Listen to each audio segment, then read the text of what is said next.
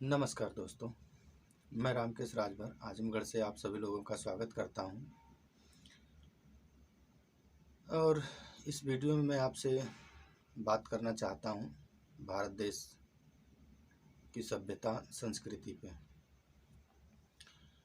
किसी भी देश की संस्कृति सभ्यता बहुत ही महत्वपूर्ण होती है। उसी तरह से महत्वपूर्ण होती है जैसे किसी राजा या उस देश की प्रजा की जो भूमिका होती है अपने देश के लिए, उतनी ही उनकी सभ्यता और उनकी मान्यताएं भी महत्वपूर्ण होती है। भारत देश ऐसा देश है जहाँ पे ना तो इस देश के राजाओं को अपने देश के किसी सभ्यता और संस्कृति से लगाव है और ना ही इस देश के लोगों को। भारत आज़ाद हो गया, लेकिन मानसिक गुलामी जो है उससे बाहर नहीं निकल पाया। जब हमारा देश गुलाम था तब हमारे देश के लोगों को गोरे रंग और अंग्रेजी भाषा से इतनी ज़्यादा नफ़रत थी कि उसकी तुलना आज शब्दों से की नहीं जा सकती। लेकिन आज़ादी के बाद इस समय अंग्रेजी से और अंग्रेजी सभ्यताओं से इतनी ज़्यादा लगाव हो गया है कि उसकी कल्पना करना बहुत ही मुश्किल है। और ये क्यों है, ये कहना भी बहुत मुश्किल है। अगर एक भाषा में हम इसको समझने का प्रयास करेंगे तो थोड़ी सी समझ में बात आती है, लेकिन मैं उस दिशा में बात नहीं करना चाहता। मैं सिर्फ इस दिशा में बात करना चाहता हूँ कि अभी भारत देश में जो कुछ भी हो रहा है, जो भी चल रहा है, उस पर हमें ध्यान देने की ज़रूरत है। और एक चीज़ को ख्याल में रखिए हमेशा कि किसी भी देश की सभ्यता और संस्कृति एक हो, वो चाहे कोई भी हो। अगर भारत देश अंग्रेज ही बनना चाहता है तो संपूर्ण रूप से अंग्रेज बन जाए, या फिर हिंदुस्तानी बनना चाहता है तो संपूर्ण रूप से हिंदुस्तानी बन जाए, तो ये आनंद देने लायक हो जाएगा। लेकिन हम ना तो हिंदुस्तानी बन पाते हैं और ना ही हम अंग्रेज बन पाते हैं। अधकचरा रह गए हैं। अधकचरा सभ्यता हो, संस्कृति हो, जो भी हो, वो कभी भी किसी भी चीज़ में रस नहीं दे सकती, आनंद नहीं दे सकती। हम कुछ कुछ चीज़ों को अंग्रेज़ों की तरफ देखते हैं, कुछ चीज़ों को अपने भारत देश की सभ्यताओं में देख लेते हैं। हम ना तो अंग्रेजी सभ्यताओं को अपना पा रहे हैं और ना ही अंग्रेजी को हम छोड़ पा रहे हैं। जबकि इस देश में आज़ादी से पहले बहुत सारे नेता हैं। उनमें से एक बड़ा नेता का नाम है महात्मा गांधी, जिन्होंने स्वदेशी की बात की, भारतीय संस्कृति और भारतीय सभ्यता की बात की। यहाँ तक कि वो सारा जीवन एक सादा जीवन ही जिए। वो एक स्वदेशी आंदोलन का हिस्सा भी रहा। वो कभी भी अंग्रेजी कपड़े नहीं पहने। चाहते तो पहन सकते थे, क्योंकि उनके पास पैसों की कमी नहीं थी, धन की कोई कमी नहीं थी। और धन की कमी नहीं तो कपड़े की कमी कैसे हो सकती है? हो ही नहीं सकती। लेकिन वो सारा जीवन एक खादी कपड़े में निकालते रहे। आधी धोती पहनना, फिर उसके बाद आधी धोती को ही ओढ़े रखना, यहाँ तक कि विदेश तक वो इसी मतलब कपड़े, इसी लिबास में वो जाते रहे, आते रहे। जबकि भारत की जो जलवायु है वो काफ़ी अलग है। अंग्रेज़ों की जो जलवायु है भारत से बिल्कुल अलग है। या ये गर्म देश है, अंग्रेज़ों का बिल्कुल सर्दी वाला देश है, ठंड मौसम है। उसके बावजूद भी उन्होंने कभी अंग्रेजी सभ्यताओं को अपनाया नहीं। लेकिन आज़ादी के बाद फिर यही लोग, हम उनके ही मतलब वंशज हैं, उन्हीं के लोग हैं, उन्हीं की प्रजा हैं, उन्हीं की संतान हैं, उन्हीं की पीढ़ियां हैं। हम लोगों ने अंग्रेज़ी को इस कदर अपने माइंड में बिठा लिया है जिसका हिसाब लगाना बहुत मुश्किल है।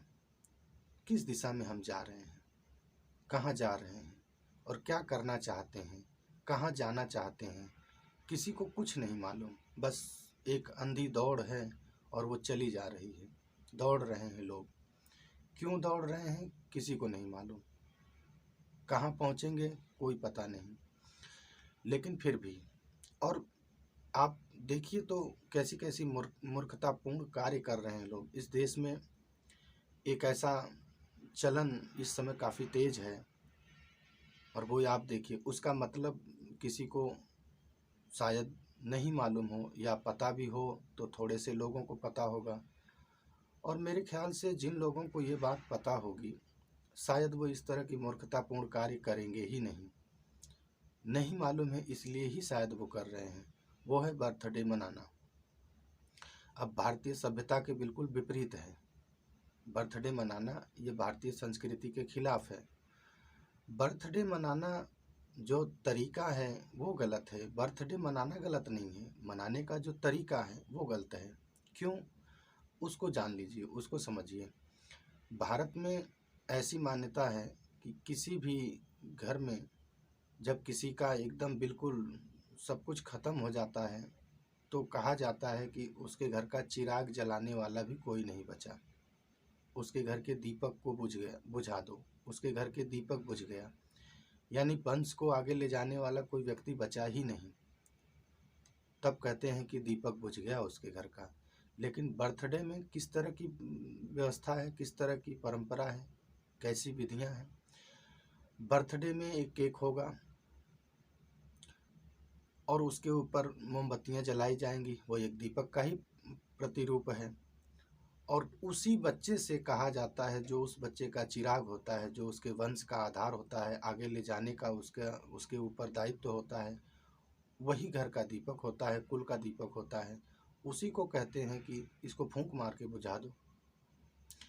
मैंने देखा है अपने दादी के ज़माने में, फूंक अगर हम बचपन में मार देते थे किसी दीपक को, तो हमारी दादी हमको डांटती थी, मार भी पड़ जाती थी कई बारी। लेकिन आज के जो मॉडल माँ बाप हैं, पढ़े लिखे जो लोग हैं, वो बड़े शान से कहते हैं बेटा इसको फूंक मार के बुझा दो। ये तो हमसे बिल्कुल अलग हो गया। यानी अपने ही वंश को हम अपने ही उसी के द्वारा कह रहे हैं फूंक मार के बुझा दो। ये तो उल्टी हो गई। अब अंग्रेज़ों की क्या मान्यता है, कैसी धारणा है, ये वो जाने। लेकिन हमारे सभ्यता में, हमारे संस्कृति में तो ऐसी धारणा रही है, आज भी है। गांव देहात में जिनको हम कहते हैं निपट गंवार हैं, उन लोगों ने आज भी इस मान्यताओं को थाम के रखा हुआ है, और शायद उनके बलबूते पर ही कुछ सभ्यताएं बची हुई है। दूसरी तरफ केक का इस्तेमाल होता है। ये केक इस्तेमाल करना तो उनकी मजबूरी होती है। हम दूसरे किसी मिठाई का चयन नहीं करते, केक का चयन करते हैं। क्यों? क्योंकि हम अंधे भेड़ की तरह दौड़ रहे हैं। जैसे भेड़ चलती हैं रास्ते में, उनको कोई लेना देना नहीं, वो गड्ढे में जा रही हैं, खाई में जा रही हैं, कुएं में जा रही हैं, कहाँ जा रही हैं कुछ लेना देना नहीं होता। बस आगे जो जैसे चल रहा है चलते जाओ, अंजाम चाहे जो भी हो। हम किस दिशा में हैं? हम भी ठीक उसी दिशा में हैं। उसके क्या मतलब हैं, क्यों वो इस चीज़ को चयन करते हैं, उसके पीछे का कारण, उसके पीछे का रहस्य हम जाने बिना इस काम को करते हैं। हमें जानना चाहिए। हमको भी ईश्वर ने बुद्धि दी है, अक्ल दी है। थोड़ी सी अपनी बुद्धि का इस्तेमाल करें, थोड़ी सी अपने अक्ल का इस्तेमाल करें। क्यों नहीं करते? करना चाहिए ना। अब उनके पास केक मजबूरी है, क्योंकि उनके पास रसगुल्ले नहीं हैं, बर्फ़ी नहीं है, पेड़े नहीं हैं, गुलाब जामुन नहीं है, और कोई वैसी वस्तु नहीं है जो हमारे पास उपलब्ध है, मार्केट में है, जो किसी भाई को रोज़गार देता है। उसको छोड़ के हम केक के पीछे भाग रहे हैं। आखिर केक में ऐसा क्या है? बर्थडे मनाने के और भी तरीके हो सकते हैं। हवन करा लीजिए, जाप करा लीजिए, या कुछ मत कराइए, यूं ही रसगुल्ले मंगा के बांट लीजिए, 10 लोगों को खिला दीजिए। इतना ही खिलाने का शौक़ है तो पैसे ही खर्च करने हैं, खुशियाँ ही मनानी है, जश्न ही मनाना है। और भी 3600 रास्ते हैं, उसी के पीछे क्यों भागना? अंग्रेज हमारे देश में 250 साल हमारे ऊपर हुकूमत किए, हमको गुलाम बना के रखे रहे।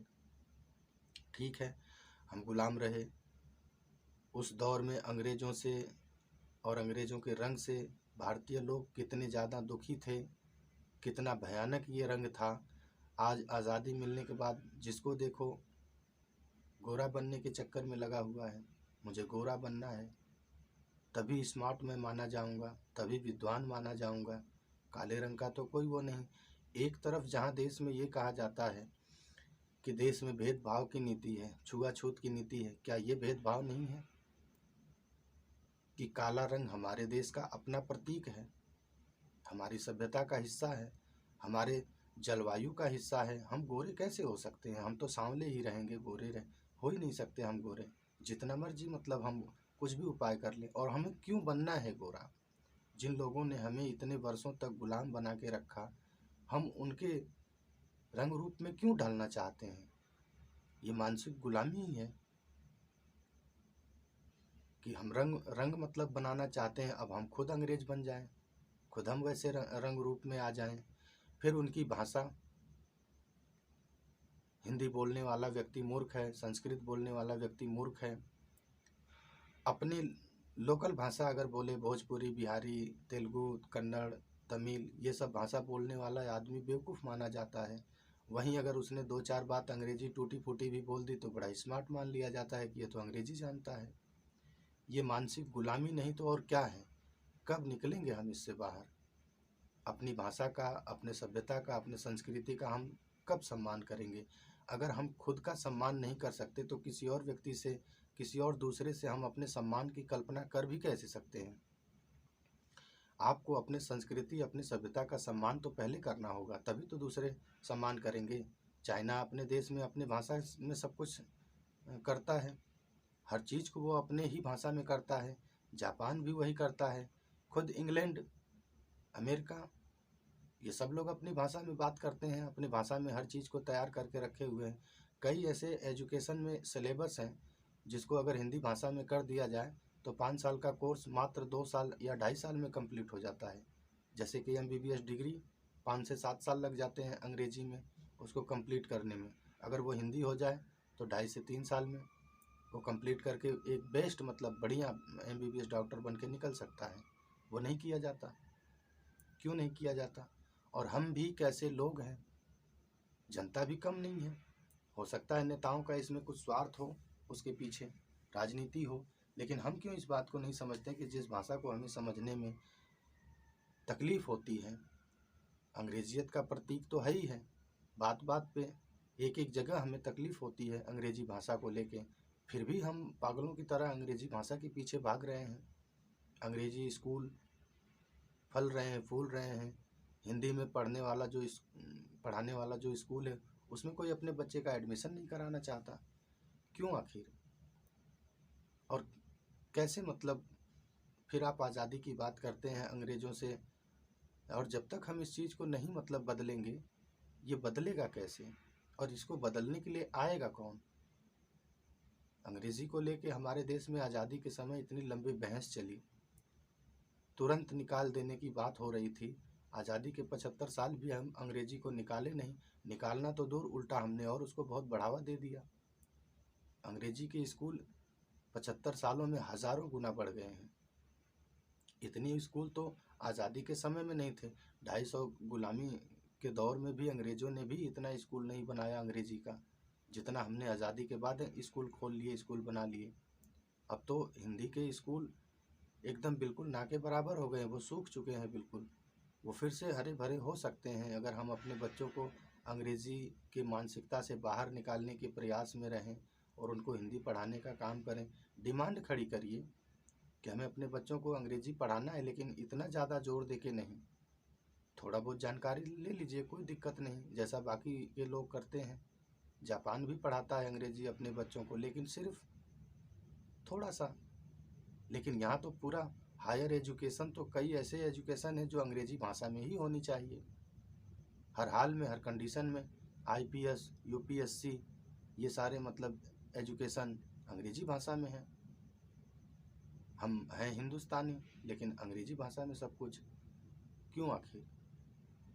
इस पर विचार कीजिए, आप विचार कीजिए, हम विचार करें। और बहुत ज़रूरी है कि इसके खिलाफ़ एक मुहिम चलाई जाए, क्योंकि ये जो मैंने जो अपने पिछले वीडियो में कहा, इस देश पर काले अंग्रेज हुकूमत कर रहे हैं, तो ये रंग रूप से भले हमसे आपसे मिलते जुलते हैं, लेकिन ये पूरी तरह से अंग्रेज हैं, मानसिक रूप से, शारीरिक रूप से, हर तरह से ये अंग्रेज हैं। ये ऐसी चाल मत चलिए, भेड़ों वाली चाल मत चलिए। देश को, या तो फिर आप ऐसा कर लीजिए कि पूरी तरह से अंग्रेजी को स्वीकार कर लीजिए, अंग्रेजियत में आ जाइए।